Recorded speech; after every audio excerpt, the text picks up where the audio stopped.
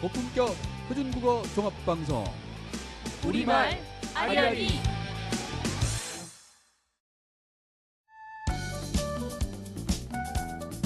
세상을 통해 들여다보는 도담도담 우리말.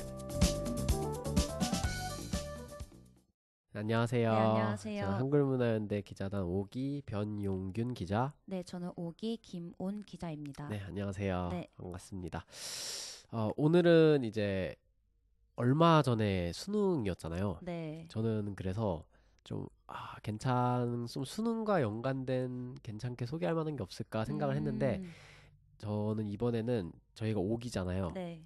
전기수 네. 4기 선배님들의 기사 중에서 좀 쫙 봤어요. 네. 소개할 만한 게 있을까. 근데 그 사라진 우리나라 잠옷에 대해서 설명한 게 있더라고요. 근데 이게 수능 16번에 항상 출제되는 우리나라 중세 국어 문법이 네. 나와요. 16번에. 네. 네. 그 얘기가 있길래 이거 괜찮겠다 해서 한번 이걸 가져와 봤거든요. 네. 저는 그래서 이제 사라진 우리나라 옛 글자들에 네. 대해서 한번 소개를 해볼까 해요, 오늘. 진짜 네. 그거 한 문제 맞겠다고 열심히 외웠던 기억이 나네요, 지금. 네, 그럼 김원 기자님은 어떤 거 준비하셨죠? 네, 저는 강하연 기자님의 한글과 함께 걷다 우리나라의 곳곳을 찾아서라는 기사인데요. 네, 제목에서 느껴지다시피 이제 한글이 담겨 있는 우리나라의 명소들, 네, 세 곳을 소개를 해주셨어요. 네. 궁금하네요. 어디가 될지. 네. 한번 이따 알아보도록 하고 제 기사 먼저 네. 소개를 하도록 할게요. 이 기사는 이제 그 아까 말씀드렸다시피 대학 수학 능력 시험에 네. 국어 영역에 이제 11번부터 16번까지가 문법 문제예요. 근데 그 중에서 16번 문제가 바로 중세 국어 문법을 다루는 네. 문제거든요. 이제 이 이과 학생뿐만 아니라 문과 학생들한테도 어려워요.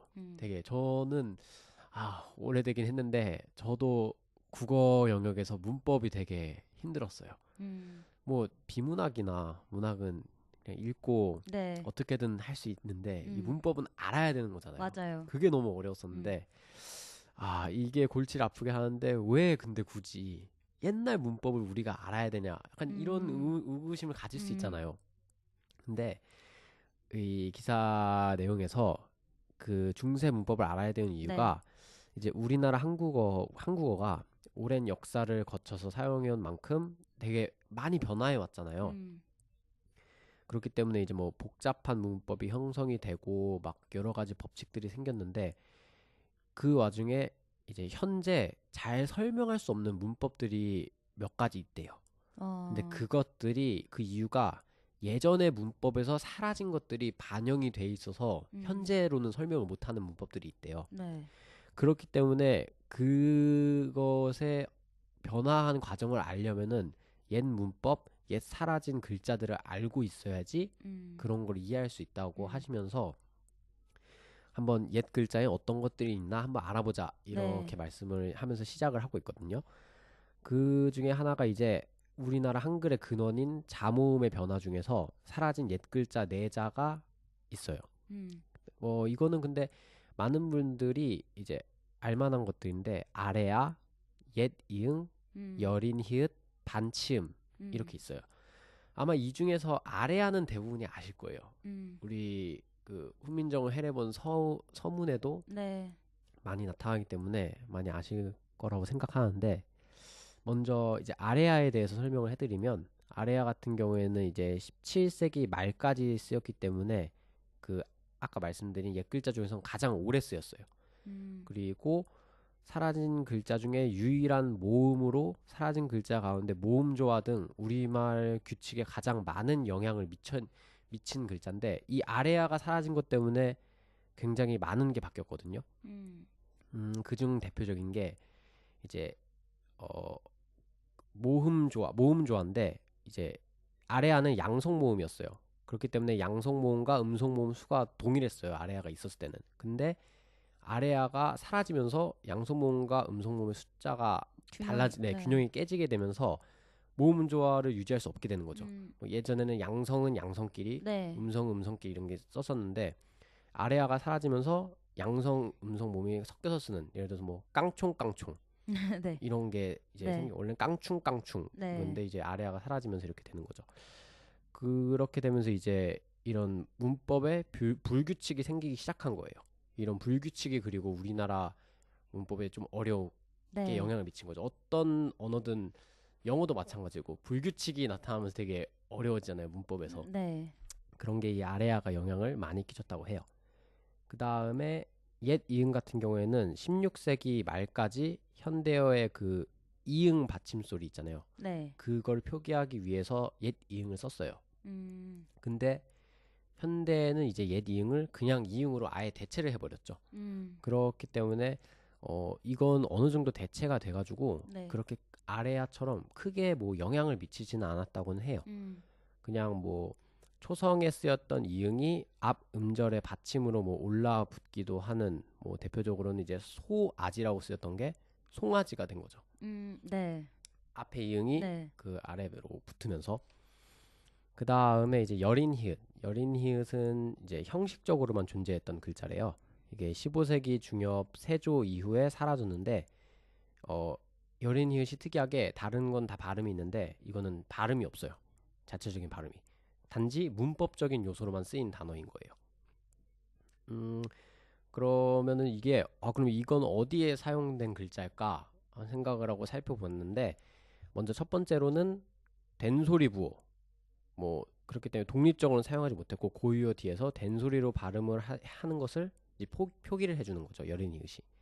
그 다음에 이제 사이시오 소리를 표현해 주는 거고 마지막으로는 한자어를 표기할 때 음가 없는 이응 뒤에 사용을 해서 이제 초성, 중성, 종성을 모두 표기하게 도와주는 그런 역할을 했다고 해요. 그러니까 여린 이읒은 되게 문법적인 단어였던 거죠. 그리고 마지막으로는 반치음인데 반치음은 이제 옛 이응과 마찬가지로 16세기 말 임진왜란 이후에 사라졌어요.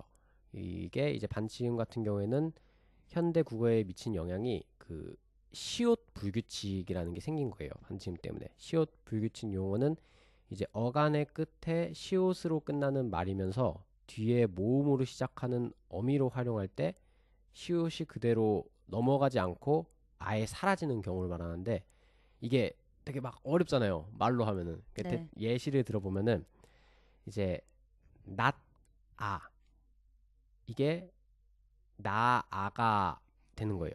반치음이 사라지면서 네. 반치음이 있었을 때는 뒤에 반치음하고 모음 아가 붙거든요.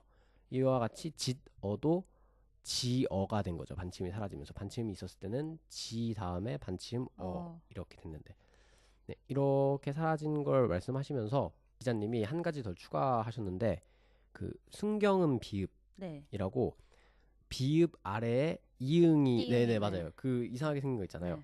그게 순경음 비읍인데 이거 같은 경우에는 자음과 모음에는 포함되어 있진 않지만 우리말의 변화를 이것도 역시 이끌어냈다고 해요. 그게 어떤 부분이냐면은 비읍 불규칙인데 막 어려워요 설명이. 그 간단하게 예를 들어서 설명해 보면은 덥 더하기 이제 덥이랑 어라 붙으면은 더버라 더버라 이렇게 옛날엔 됐대요. 그리고 돕하고 와가 돼서 도봐. 근데 이게 순경음 비읍이 사라지면서 이런 단어들이 그 영어로 치면 W 발음으로 변화가 되면서 더버라는 더워라. 그다음에 도봐는 도와 이렇게 변화가 된 거죠. 굉장히 문법적으로 많은 사라지면서 영향을 미친 단어예요. 이렇기 때문에 이제 현재 사용되지 않는 자모들이더라도 이제 한국에 미치는 영향이 되게 많았기 때문에 이거를 우리가 알고 있어야 된다. 그런 취지로 아마 수능에서도 이 문제들을 하나씩은 꼭 내는 것 같거든요. 그렇기 때문에 이 영향력을 역시 무시하긴 힘드니까 좀 사람들이 뭐 굳이 뭐 달달달달 뭐 외우고 있고 그런 건 아니더라도 이러한 것들이 있었고 이게 있기에 문법에 어떤 영향이 있었구나. 약간 이런 사실만 알고 있다 하더라도 굉장히 도움이 될 거라고 생각을 해서 한번 이 기사를 선택해 봤습니다. 저는. 굉장히 좀 어떻게 보면 어렵잖아요. 문법 부분이라서 어렵긴 한데 최근에 아무래도 수능이 있었어가지고 한번 주제로 선택하면 괜찮을 것 같아서 선택을 해봤는데 어떠세요? 수능 예전에 보실 때 문법 영역은 자신 있었나요? 저는 문법을 좋아하는 편이었어요. 아, 정말요? 네, 좀 딱 떨어지는 걸 좋아해서. 하긴 알고 있으면은 공식처럼 네. 딱딱딱 되니까. 그리고 되게 특히 중세국어 파트를 재밌어 했어요. 아, 정말요? 네. 음. 그래서 지금 되게 새록새록 기억이 아, 정말요? 나네요. 네. 신기하네요. 네. 오. 되게 흥미롭게 들었었거든요. 그- 수업도. 이번 수능이 지금 문제가 많잖아요. 네. 국어 네. 영역에서 네. 되게 막 그 수능 당일날부터 인터넷에 끊임없이 올라오고 있는데 국어 어렵다. 저는 그 31번 문제죠. 네. 문제가 지금 화두가 되고 있는 만유인력. 과학 지문인데 네. 그 문제를 수능 당일날 봤어요. 네. 봤는데 이거는 이렇게 핸드폰으로 봤는데 이거는 책상에 앉아서 연필 잡고 제대로 안 읽으면은 도저히 이해를 할 수가 없겠더라고요. 저는 네. 아무래도 저는 문과였고 네. 이과 학생이면 아무래도 조금 더 수월했겠죠, 접근이. 네, 그렇죠. 근데 저는 개인적으로 그것도 좀 문제가 있다고 봐요. 좀 국어 영역에서는 지문을 통해서 얻은 어떤 정보들로 네. 풀어나가는 문제 해결 능력을 보는 거잖아요. 이해력과 뭐 지문을 읽어나가는. 네. 근데 이게 과학 지문이다 보니까 물론 이과한테 어느 정도 도움이 되겠죠. 좀 어떻게 보면 전문적으로 들어간 영역이잖아요. 되게 어렵게 글을 썼잖아요. 네. 그렇기 때문에 그 정도로까지 심도 있게 문제를 내버리면은 그 사전 지식을 미리 알고 있는 학생들은 엄청 도움이 되잖아요. 그게 좀 그런 거는 확실히 좀 잘못된 게 아닌가 그런 생각을 했거든요. 그리고 그냥 무엇보다도 난이도를 무슨 의도로 이런 지문을 냈는지 생각을 했거든요. 너무 학생들이 정말 힘들었을 것 같아요. 그걸 풀면서. 확실히 국어 풀 때는 지금 말씀해주신 것처럼 그게 좀 있었던 것 같아요. 특히 비문학 지문 같은 경우에 내가 알고 있는 주제가 나오면 그쵸. 진짜 글 안 읽어도 네, 맞아요. 후딱후딱 풀 수 있는.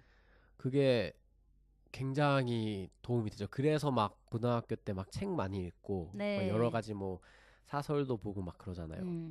국어 영역에서 그렇게 네. 막 뭐 책을 많이 읽고 사설을 많이 읽고 그런 거는 그 국어 영역을 위한 공부고 또 그것을 뭐 그것에 네. 대한 뭐 대우라고 해줘야 되나 어떤 그런 학생들이 있기 때문에 뭐 비문학에서 그런 영역들이 나오는 거는 이해가 되는데 그런 과학 이런 특수 지식 영역에서 그렇게 너무 전문적으로 깊게 내버리면은 그거는 솔직히 문과 학생들은 그런 걸 보기가 힘들잖아요. 그렇죠. 좀 너무 어려웠던 것 같아요, 확실히. 이번에 어떻게 될까요? 지금까지의 등급 컷은 네, 저는 깜짝 놀랐어요. 86점이라고 하던데. 네, 85, 86을 왔다 갔다 네. 하더라고요. 근데 뭐 교육부에서는 아직 뭐 단언하기 이르다. 실제로 결과가 나오면 그때 우리가 뭘 발표할 거다, 뭐 얘기할 거다, 그때 뭐 얘기한다 이런 기사가 뜨고 있는데 9월 모의고사에서 네. 1등 컷이 97점인가 96점이었대요. 엄청나게 차이가 심하죠. 예. 그렇죠. 난이도 조절 실패라는 평이 대부분이에요.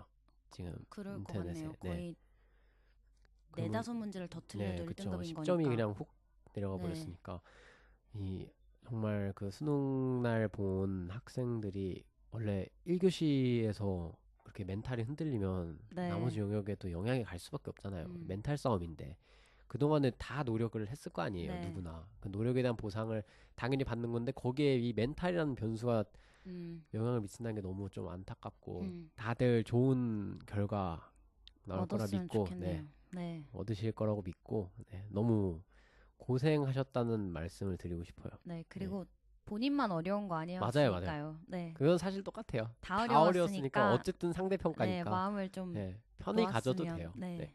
김온 기자님 네, 준비하신 다음 기사를 한번 기사. 볼까요? 네. 강하연 기자님의 한글과 함께 걷다 우리나라의 곳곳을 찾아서라는 기사입니다. 첫 번째로 여주 한글시장에 대해서 말씀을 해주셨는데요. 네. 여주시는 한글을 창제한 세종대왕님의 대표 도시예요. 그래서 이제 이 중에 여주 한글시장은 세종대왕 영릉과 접목시킨 관광형 전통시장이라고 합니다. 저도 가본 적은 없어요. 저도 아직. 가본 적은 없어요. 네. 처음 들어봤어요, 전. 그리고 이곳은 한글 표기가 원칙이래요. 아, 그럼 네. 뭐 무슨 뭐 안내판이나 뭐 간판 이런 걸 말하는 건가요? 네, 모든 게 다 한글이에요. 그래서 음, 다른 지역에서는 뭐 영어 간판이 익숙한 그쵸, 뭐 그쵸, 예를 그쵸. 스타벅스 막 이런 그쵸, 것도 그쵸. 진짜 그냥 아, 스타벅스 그거는 우리 저기 인사동 인사동에 가도 그렇게 네, 돼 있잖아. 약간 그런 되게, 느낌인 예. 것 같아요. 인사동 가면 항상 그 스타벅스 한글로 된 걸 보면, 네, 저게 도 이쁜데라는 생각을 너무 하거든요. 네, 예쁘더라고요. 이뻐요, 네. 되게. 그래서 단순히 물건을 사고 파는 시장의 기능에서 나아가 우리의 상징인 한글을 제대로 홍보하고 있다라고 말씀을 음, 해주셨어요. 그리고 한글 시장 주변의 벽화거리도 주목해 볼 만한데 밋밋했던 주변 시장의 거리를 한글과 관련된 그림들로 채워서 사람들의 이목을 음, 끌게끔 해놓은 거예요. 그래서 이 기사에는 이제 사진 자료도 첨부가 돼 뭐, 있거든요. 어떤 그림인가요? 뭐, 한글과 관련된다는 게? 그 세종대왕님께서 집현전에서 한글을 같이 아, 뭐 찬지하고 있는 그런 그런 모습들이 그림들이군요. 네, 아, 담겨 있어요. 근데 되게 막 동화책에 나오는 그림처럼 귀엽고 예쁘게 그려져 음, 있어서 외국인들도 보면 저거 뭐지? 굉장히, 이럴 것 같아요. 네. 그래서 이제 세종대왕과 한글의 중심 도시로 발전해가는 이제 여주에 한번 방문해 보시는 게 어떻냐라고 마무리를 어, 해주셨고 이제 두 번째는 명동 한글 벽화입니다. 명동이요? 네, 우리나라에서 유동 인구가 가장 많다고 할 수 어머, 있겠죠? 네, 명동은 저도 상당히 자주 가는데 한글 벽화요? 본 적이 없는데. 저도 그렇거든요. 근데 명동역 9번, 10번 출구 방향 계단에 예술 공간이 조성이 되어 있대요. 네, 아, 그쪽은 가본 적이 없는 것 같아요. 음. 근데 이제 그 벽화의 예술 공간의 주제가 바로 한글의 아름다움이라서 음, 그림이 이제 타일에 벽에 그렇게 네, 있는 거죠? 돼 있는 거예요. 그래서 서울시 시민 참여 제안 사업으로 그 지역 주민의 재능 기부에 의해 이루어졌대요. 아, 그럼 지역 주민들이 만든 건가요? 네. 오, 그래서 저희 20대잖아요. 이런 소소한 생각과 경험을 타일형 벽화로 제작한 특별한 공간이라고 합니다. 음. 그래서 지나다니면서 한 저는 번씩 다음에 보면 명동 갈 때 네. 그쪽 한번 가봐야겠어요. 저도 꼭 9번, 10번 네. 출구로 나가봐야겠어요. 그리고 마지막으로 소개해주신 곳은 남산골 한옥마을 한옥한글입니다. 남산 네, 골? 서울 남산골 한옥마을에서 한옥하고 한글을 주제로 한 한옥한글 기획전이 오, 열리고 있대요. 그래서 이제 이런 익숙한 막 빌딩 많고 그런 서울의 풍경에서 벗어나서 한옥마을만의 볼거리를 선보인다고 합니다. 음. 음, 저도 학교 갈 때 북촌을 걸어가 네네네. 지나가거든요, 버스로. 그때마다 한옥 보면서 되게 기분이 좋아져요. 네, 이뻐요. 되게 네, 뭔가 그 되게 높은 빌딩들을 보면은 압도당하는 느낌 있잖아요. 뭔가 네, 와, 너무 높고 답답하면서 그 네. 뭔가 압도당하는 느낌이 음, 있는데 한옥은 낮잖아요. 일단 따뜻하고, 낮고 네, 되게 뭔가 안정된 느낌. 반기는 느낌, 되게 네, 막 주변 자연하고 조화로운 느낌이 네, 있어가지고 굉장히 저도 북촌을 갈 때마다 뭔가 마음이 좀 편해지는 그런 느낌이 네. 있거든요, 확실히. 그래서 학교 갈 때 조금 힘들긴 한데 이렇게 북촌 보면서 좀 기분 풀리기도 하고 막 그래요. 네. 그리고 한옥마을의 자유 개방뿐만 아니라 그 무궁한 변화성을 가지고 있는 한글의 특성을 기반으로 다양한 분야의 예술 작품을 보이고 있대요. 그래서 예로 강병민 작가님의 쉼이라는 작품은 그 쉼이라는 한글 글자로 글자. 진짜 쉼터처럼 만들어 놓으셨어요. 그 글자를 이용해서 어떤 정원을 네. 만들어 놓은 건가요? 약간 의자 같기도 의자. 하고, 네, 앉아서 진짜 쉴 수 있게끔 느껴지거든요. 그래서 그 되게, 글자를 그대로 활용을 한 거네요. 글자의 네, 의미를. 실제로 이런 거 광화문 광장에 있으면 되게 예쁠 것 같아요. 음, 그래서 한글과 우리 전통 문화의 다채로운 미를 보여주고, 이제 우리 전통 문화의 우수성을 느낄 수 있는 시간을 보낼 수 있다고 하니까 가보시면 좋을 것 같아요. 네. 좋은 곳 세 군데를 소개를 받았네요. 네, 저도 음, 세 군데 다 가보지 않은 네, 저도 곳들이라서 다 안 가본 곳이에요. 빨리 가보고 싶어요. 시간이 되면은 여주 가보고 싶네요. 네, 여주도 굉장히 궁금해요. 네. 음. 그 한글이 결국 어떤 디자인의 역할을 하는 것 음, 같아요, 이제는. 네. 뭔가 패션 뭐 어떤 그런 뭐라고 할까요? 구조물, 네. 어떤 조각품들 그런 데서도 한글이 점점 활용되는 거 보면 음. 디자인으로서의 활용 가치도 네. 되게 점점 높아지는 것 같아서 참 그런 거 볼 때마다 세종대왕님이 대단하구나. 네. 정말 이 한글은 의미와 그 만든 그 뜻도 네. 대단하고 거기에 의미도 뭐 좋고. 디자인적으로도 그렇고 굉장히 과학적으로도 신기한 문자니까 네. 외국 언어학자들도 굉장히 관심을 많이 네. 갖는 언어라고 해요. 신기해하고 브랜드 가치가 네, 뛰어나죠. 어마어마하죠. 네. 확실히 그런 거 보면 대단한 것 같습니다. 한글에 관련된 기사는 소개할 때마다 되게 자랑스러운 것 같아요. 자랑스럽죠. 네. 굉장히. 국뽕이라고 하죠. 그쵸. 사실 네. 저희는 애국 방송이에요. 네, 네. 국뽕. 근데 진짜 충만하게 하네요. 네. 네. 사진들도 꼭 보세요. 네, 너무 예뻐요. 기사를 직접 한글 문화인데 누리집에 가셔서 음. 그림하고 사진들하고 네. 같이 보시면은 더 가고 싶은 마음이 드실 네. 수도 있어요.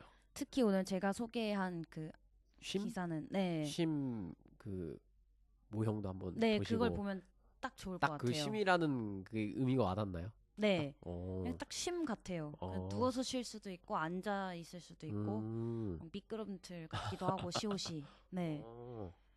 알겠습니다. 네. 한번 다들 청취자분들도 들어가서 확인하시면 좋을 것 네. 같아요. 네, 그러면 저희는 이만 마무리하고 다음 주에도 또 유익한 네. 기사들을 들고 돌아오도록 하겠습니다. 네, 네, 고맙습니다. 감사합니다. 안녕히 계세요. 네.